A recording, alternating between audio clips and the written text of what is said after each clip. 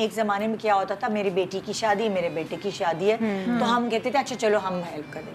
لیکن نا مجھے اب یہ ہوتا ہے کہ لوگوں کو کھانے کے فاقے ہوئے ہیں. صحیح بات. تو پریفرنس اپنی یہ رکھیں کہ راشن ان کے گھر یا ان کی سحری اور افطاری ہو جائے صحیح سے, کیونکہ دیکھیں سب جتنے بھی لوگ ہیں زکوٰۃ دینے والے, وہ ان کی ایک سرٹن اماؤنٹ ہوتا ہے, کیونکہ مہنگائی اتنی آ گئی ہے, سب کی اپنے اپنے بجٹس ہوتے ہیں کہ بھائی اتنی ہم نے زکوٰۃ کرنی ہے, اتنا ہم نے ہیلپ کرنی ہے, اتنا سب کے اپنے بجٹس ہوتے ہیں. تو اس میں پریفرنس یہ رکھیں کہ لوگوں کی پیٹ بھر سکیں.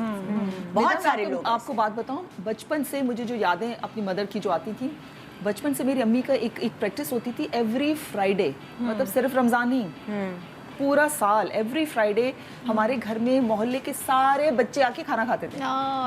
وہ بناتی تھی گرین کلر کا ایک شولا کہا جاتا ہے اس کو, چاول ہوتے ہیں گرین مسالے میں اور گوشت میں, وہ بنا کے, اور ہم بھی ان بچوں کے ساتھ بیٹھ کے, مطلب کوئی وہ نہیں ہوتی تھی کہ کوئی غریب گھر سے آیا ہے, کوئی امیر گھر سے, سب اپنے بچے بھیجتے تھے. اور میری امی کو یہ ہوتا تھا کہ بچے اچھا کھانا کھائیں گے تو وہ صحیح طرح سے, مطلب کہ وہ اپنے اسکول میں بھی پرفارم کریں گے. وہ کانسیپٹ ہوتا تھا ایوری فرائیڈے. بیچاری روز تو خیر نہ اتنے وسائل تھے کہ ایوری ڈے کھلا سکیں. ایوری فرائیڈے ہمارے ساتھ ان بچوں سب کو اوپن ہاؤس ہوتا تھا ہمارے گھر. یہ اچھا آئیڈیا ہے, بہت اچھا ہے, ہفتے میں ایک دن رکھ لیں آپ فکس. اور آپ کے بچوں کی ٹریننگ ہو رہی ہے کہ آپ کے بچے سب کے ساتھ بیٹھے, کیونکہ دیکھیں جب ہم حج یا عمرے پہ جاتے ہیں تو ہر کوئی ایک لائن, ہر کوئی وہ وہاں سے آپ یہ پتہ ہے ہمارے یہاں میں نے دیکھا ہمارے یہاں کلاس سسٹم بھی بہت زیادہ ہو گیا. کلاس سسٹم ہمارے پاس بہت زیادہ ہے. تو یہ جو آپ نے بات کی نا, بچپن سے ہی بچوں کی ٹریننگ ہوتی ہے کہ اس کو پتہ نہ چلے کہ یہ بچہ کون ہے, کہاں سے آیا ہے, اس کے ساتھ بیٹھ کے کھائیں, آپ ہاتھ دھلوا دیں صاف ستھرے طریقے سے بیٹھیں. اچھا نیتا جی, سحور نائٹ کی طرف آ رہے ہیں, آپ کا لکھا ہوا ہے سحور نائٹ. ہاں بھائی, تو آپ لوگوں کا کیا سین ہوتا ہے, ہمارے یہاں تو بڑا ٹرینڈ ہے. میں یہی بتانا چاہ رہی تھی کہ اب یو ایس میں بھی سحور نائٹس کا اہتمام بہت زیادہ ہونے لگا ہے. تو چھوٹے پیمانے پہ دیکھیں تو فرینڈس ہیں, وہ گیٹ ٹوگیدر کرتی ہیں کہ سب سہیلیاں آ رہی ہیں, آج میرے گھر آ جاؤ, اس میں ون ڈش بھی ہو جاتی ہے, اور اس طرح سے تو بڑا مزہ آتا ہے. فل نائٹ وہ بھی آلموسٹ ہو جاتا ہے, 12 بجے سے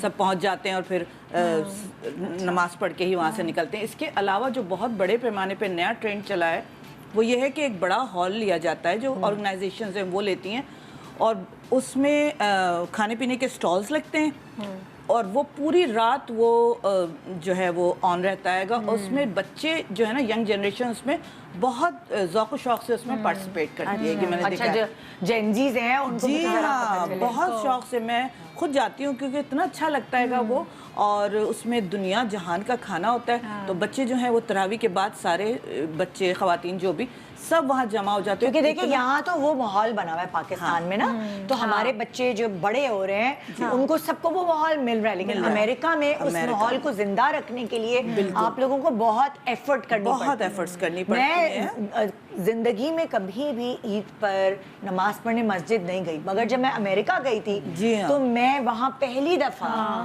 مسجد میں نماز پڑھنے گئی, جو کہ مجھے وہاں پہ ہر یہ عام ٹرینڈ ہے کہ عورتیں بھی جاتی, اتنا اچھا لگا.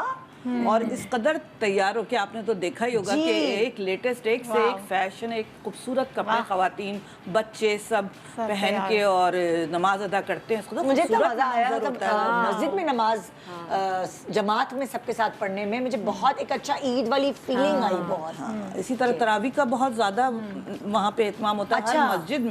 ہر مسجد میں جو ہے تراویح کا اہتمام ہوتا ہے. خواتین چھوٹے بچوں کو لے کے, ہر سائز کے, بڑے تو خرچ چلے جاتے ہیں, اسی لیے لے کے جاتے ہیں کہ اپنے مذہب سے قریب ہوں, ان کو پتہ چلے کہ کیا ہے کیا.